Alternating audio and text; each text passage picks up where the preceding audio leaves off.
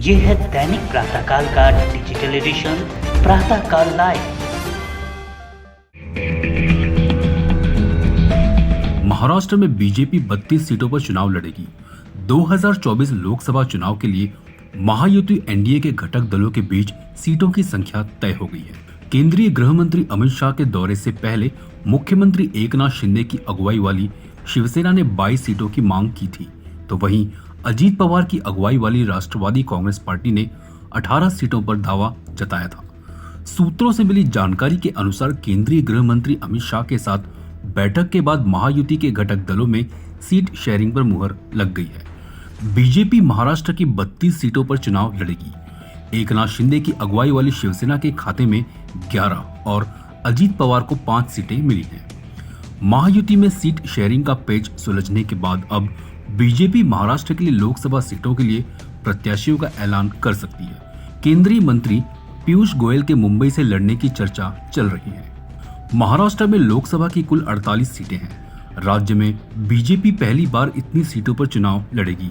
अभी तक राज्य में बीजेपी ने सर्वाधिक 26 सीटों पर लोकसभा चुनाव लड़ा है। महायुति के बीच सीट शेयरिंग पर यह मुहर केंद्रीय गृह मंत्री अमित शाह के साथ बैठक में लगी। बीजेपी ने 2014 में कुल 24 सीटों पर चुनाव लड़ा था और 23 सीटों पर जीत हासिल की थी। 2019 में पार्टी ने 25 सीटों पर चुनाव लड़ा था और 23 सीटें जीती थी।